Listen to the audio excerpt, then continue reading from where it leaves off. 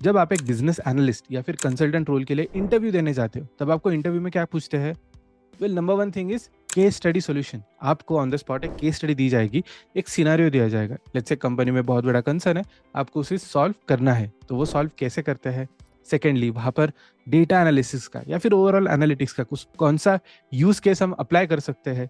Third thing, अगर हमें BA roles target करने हैं तो उसके लिए हमें कौन से प्रोजेक्ट्स बनाने चाहिए, उन प्रोजेक्ट्स में भी कौन से यूज केसेस सबसे ज़्यादा फेवरेट है इंडस्ट्री के। ये सब आज के वीडियो में हम देखने वाले हैं। बल्कि यही नहीं, आज मैंने आपके लिए एक दो या तीन नहीं बल्कि 7 केस स्टडीज लाई है इंडियन मार्केट से, जहां पर बिजनेस एनालिस्ट या फिर डेटा साइंटिस्ट ने मिलके जो डेटा इंसाइट्स दिए हैं, जो सॉल्यूशंस बनाए हैं, उसके वजह से इन कंपनियों ने एक नया माइलस्टोन अचीव किया है। ये आपको इंटरव्यू के लिए तो रेडी करेगा ही, लेकिन इसके साथ एक बिजनेस एनालिस्ट क्या करता है, इसका एक अनफिल्टर्ड पिक्चर आपको दिखाएगा। चलिए शुरू करते हैं।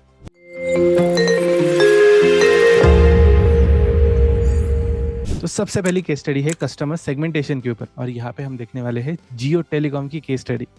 अभी हमें पता है कि जब जियो ने एंट्री करी थी मार्केट में with an amazing strategy of price penetration, मतलब कम से कम प्राइस, रादर इस केस में तो जीरो ही था, कम प्राइस पे प्रोडक्ट या सर्विस इंट्रोड्यूस करके understand customer experience and then scale it further. जैसे ही एक अच्छा फीडबैक आता है, scale your product and be successful. यहाँ पर जियो का सबसे बड़ा हर्डल था इन द इनिशियल डेज कि जो भी अडाप्शन था वो काफ़ी लो था। मतलब बहुत सारे लोग जो एयरटेल, वोडाफोन, आइडिया, इन कंपनीज के साथ सब्सक्राइब थे, वो शिफ्ट नहीं हो पा रहे थे क्योंकि हर एक कस्टमर की रिक्वायरमेंट अलग थी। फॉर एग्जांपल, एक ऐसा सेगमेंट था स्टूडेंट्स का या फिर टीनेजर्स का जो बहुत सारे मूवीज़ देखते हैं, गेम्स खेलते हैं, एंड डेली कंजम्पशन उनका let's say for internet is more than 5 GB। Secondly, एक ऐसा सेगमेंट था जो ऑफिस गोइंग था, वर्किंग प्रोफेशनल्स थे, जिनको बस दिन के 1 से 2 GB व मोर देन इनफ, जहाँ पर वो यूट्यूब वीडियोस देख सकते हैं, इंस्टाग्राम स्क्रॉल कर सकते हैं या व्हाट्सएप यूज़ कर सकते हैं। एक ऐसा भी सेगमेंट था जो फ़ोन को या फिर इंटरनेट को बहुत मिनिमल लेवल पे यूज़ कर रहे थे, और उनके लिए even 1 GB was more than enough. तो जैसे ही जियो को ये फीडबैक मिला, they started an exercise called as customer segmentation, जहाँ पे उन्होंने हर एक डेमोग्राफिक में जाके अलग अलग सेगमेंट्स एक्सप्लोर किए फॉर देयर कस्टमर्स।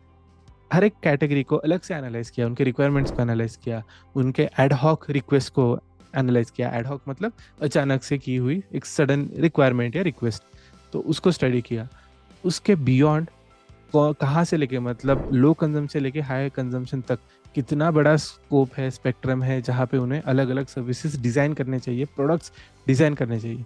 ये सब समझने के बाद उन्होंने नए प्लान्स लॉन्च किए, और इन नए प्लान्स में जब अलग अलग सेगमेंट के लिए एक अलग अलग प्लान था बनाया हुआ, that was tailoring to their requirement, Jio का एडॉप्शन रेट एक्सपोनेंशियली बढ़ गया, और इसी के वजह से वो आज एक मार्केट लीडर है। अब आते हैं केस स्टडी नंबर 2 पे, जो है प्रेडिक्टिव मॉडलिंग। और यहाँ पे हम देखने वाले हैं फ्लिपकार्ट का big billion day campaign as a case study. अभी हमें पता है कि थ्रू सीजनलिटी और ओवर टाइम जो भी कस्टमर रिक्वायरमेंट है वो चेंज होती रहती है। कुछ चीज़ें ट्रेंड वाइज बदलती है, कुछ चीज़ें सीजन वाइज बदलती है, लेकिन एट टाइम्स ये जो ट्रेंड होता है उसे ऑब्जर्व करना, कैप्चर कर पाना बहुत डिफिकल्ट होता है। लेकिन फ्लिपकार्ट एक्चुअली क्रैक्ड इट।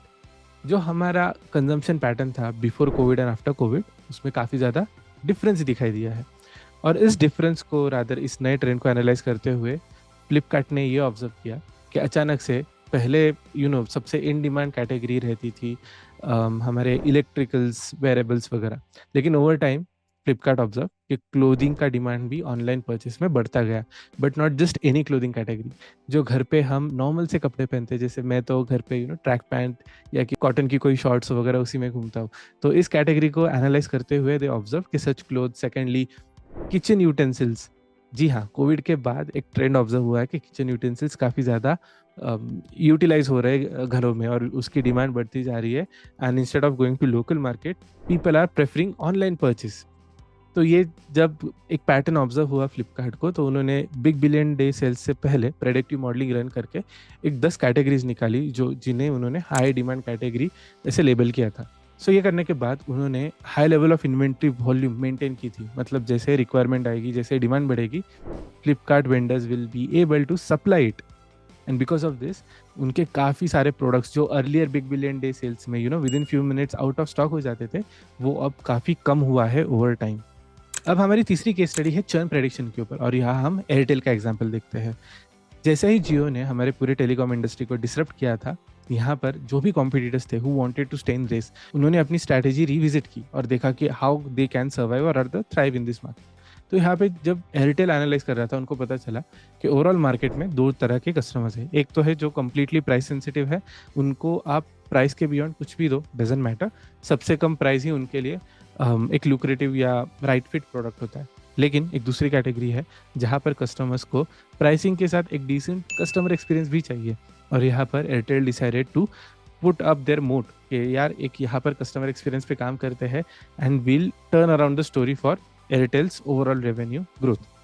तो यहाँ पे एयरटेल ने एक डेडिकेटेड सिस्टम बनाई जहाँ पे वो चर्न प्रेडिक्ट करते हैं, मतलब जो भी कस्टमर्स उनको छोड़ के जा रहे थे टूवर्ड्स डिफरेंट टेलीकॉम यूजर्स, उन्होंने उनका पैटर्न ऑब्जर्व किया कि किस लेवल पे, किस ट्रिगर पे एक कंप्लेन रजिस्टर हुई थी, कुछ हर्डल ऑब्जर्व हुआ था, and after some time they left Airtel. ये पैटर्न स्टडी करने के बाद they created a team called as retention team. ये रिटेंशन टीम क्या करती है कि जो ओवरऑल डेटा स्टडी किया है उसके बेसिस पे जो भी नया कस्टमर अगर कुछ कंप्लेन रेज करता है या कुछ भी ऐसे बिहेव करता है जिससे वो एक रिस्क कैटेगरी में चले जाए, मतलब ये कस्टमर शायद इन फ्यूचर जा सकता है, उसे आइडेंटिफाई करके इमीडिएटली रीच आउट करके रिटेंशन टीम उसका कस्टमर एक्सपीरियंस फिक्स करती है एंड द टीम मेक श्योर्स कि वो कस्टमर एयरटेल के साथ ही रहता है। Next case study is from Zomato और यहाँ पर हम सेंटिमेंट एनालिसिस के बारे में बात करने वाले हैं। हमने बहुत बार देखा है कि जब भी फूड लेट आता है या अच्छे क्वालिटी या अच्छे पैकिंग के साथ नहीं आता है, कस्टमर गेट्स डिसअपॉइंटेड, और यहाँ पर Zomato decided to step in. Majorly जो डिलीवरी टाइम है वो ओनरशिप तो जोमेटो ने ले ली है। तो जैसे हमें पता है कि जोमेटो एक डिलीवरी सर्विस ऐप है और हम हमारे नियर बाय रेस्टोरेंट से यूजुअली फूड ऑर्डर करते हैं। जोमेटो को एक पैटर्न ऑब्जर्व हुआ कि कुछ कस्टमर्स है which are getting really angry around few restaurants कि यार इस एक रेस्टोरेंट है जो कभी टाइम पे डिलीवर नहीं कर पाता है, फूड रेडी नहीं कर पाता है, या फिर पैकेजिंग वगैरह अच्छा नहीं है। जोमेटो स्टार्टेड कलेक्टिंग सच डेटा अराउंड डिफरेंट रेस्टोरेंट्स और उनको एक पैटर्न दिखाई दिया कि कुछ रेस्टोरेंट्स है जो खास ध्यान नहीं देते हैं उनके ऑनलाइन सर्विस के ऊपर, उनका मेजर फोकस ऑफलाइन ही रहता है या बाकी के सर्विसेज के ऊपर रहता है। And when this was recognised, Zomato went back to such restaurants और उन्होंने स्ट्रिक्टली कहा कि if the restaurant doesn't cooperate, doesn't improve their service, Zomato will consider leaving that restaurant out, मतलब जोमेटो उस रेस्टोरेंट के साथ बिजनेस नहीं करेगा। Because of this stance, a lot of restaurants improved their online food delivery services, and as a result, customers का sentiment negative से positive हो गया। नेक्स्ट की स्टडी है अराउंड बिहेवियरल ट्रिगर और यहाँ पर हम मिंत्रा का एग्जांपल देखते हैं। लेट्स से आप ऑनलाइन क्लोथ शॉपिंग कर रहे हो, आपको एक जैकेट पसंद आ गया, कोई जीन्स पसंद आ गई, लेकिन आप इमीडिएटली थोड़ा हेजिटेंट हो अराउंड बाइंग दैट प्रोडक्ट। आपने बहुत सारे इमेजेस चेक किए, रिव्यूज चेक किए, प्राइस पॉइंट चेक किया, अलग अलग ऐप्स पे जाके सेम प्रोडक्ट को चेक किया। इतना होने के बाद मिंत्रा को पता चल जाता है कि यार आपको ये प्रोडक्ट पसंद आ गया है, तो immediately with in next 15 minutes आपको एक कूपन कोड भेजा जाएगा जहाँ पे आपको 10 से 15% का डिस्काउंट मिल जाएगा। लेकिन ये एक होगा लिमिटेड टाइम वाला डिस्काउंट, मतलब अगर अगले 15 मिनट में आप परचेस नहीं करते हो तो you might lose out on this deal. तो अगर आप कोई हो जो कश्मकश में बस 19-20 का फर्क रखते हुए you are planning to drop that product discount की वजह से, you might change your decision and buy that product. And I know ये सारे कंसेप्ट यूज केसेस काफ़ी इंटरेस्टिंग है। एज अ बिजनेस एनालिस्ट अगर आपको इस जगह पे आके डेटा को एनालाइज करते हुए ऐसे कंपनी के लिए टर्न अराउंड स्टोरी बिल्ड करनी है, then I have a recommendation for you. मेरी एक टीम एट स्किल आर्बिट्राज जिन्होंने आपके लिए कोर्स बनाया है, इस कोर्स का नाम है diploma in financial and data analytics. ये एक 6 मंथ्स डिप्लोमा है जहाँ पे आप एंड टू एंड एनालिटिक्स सीख लेते हो along with some industry relevant tools जैसे कि power B and Tableau. After completion of this course आपको सर्टिफिकेट दिया जाएगा। हमारी एक डेडिकेटेड प्लेसमेंट असिस्टेंस टीम है जो आपको CV बनाने में हेल्प करेगी एंड आपको आपका ड्रीम जॉब लैंड करने में हेल्प करेगी। If you are someone who is interested, मैंने इसकी लिंक डिस्क्रिप्शन में मेंशन कर दी है, डू चेक इट। अब आते हैं अगले केस स्टडी पे जहाँ पर हम देखेंगे डायनामिक प्राइसिंग, और इसके लिए हम मेक माई ट्रिप का एग्जांपल दे सकते हैं। हम ऑब्जर्व करते हैं कि अगर किसी फ्लाइट में, किसी होटल में अगर बहुत ज़्यादा ऑक्यूपेंसी है, let's say it's off season, तो वहाँ पर businesses are dying to get customers. तो इस जगह पे मेक माई ट्रिप ने ये ऑफर किया कि हम कम प्राइसेस रखते हैं till a certain level of occupancy.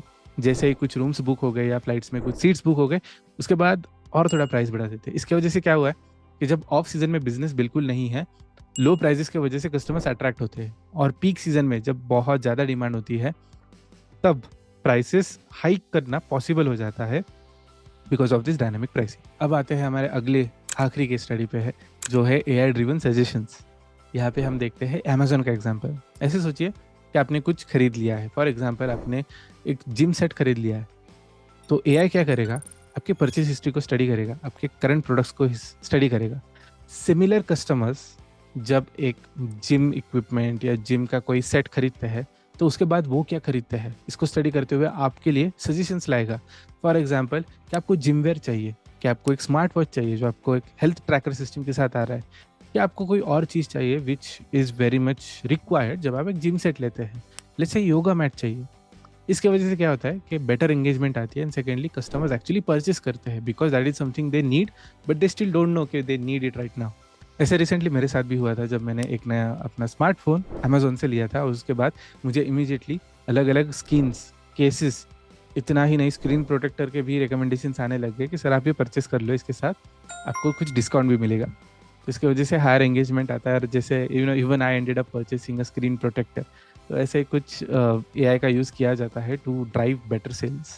वैसे if you are interested to know कि IT में जो टॉप इंडस्ट्रीज है, टॉप कंपनीज है, उसमें सबसे ज़्यादा सैलरी कौन सी कंपनी देती है, we have a video for you. यहाँ पे क्लिक करके आप उसे देख सकते हो। Thank you.